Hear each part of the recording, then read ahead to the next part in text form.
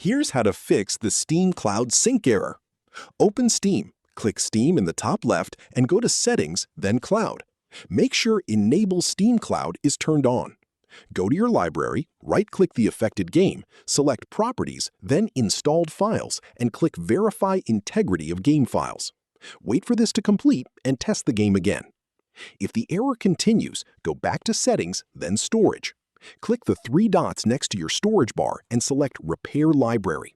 Confirm the permission prompt and let it repair, then close Steam completely. Right-click the Steam icon in the Hidden Icons tray and select Exit Steam to fully close it. Reopen Steam and test again.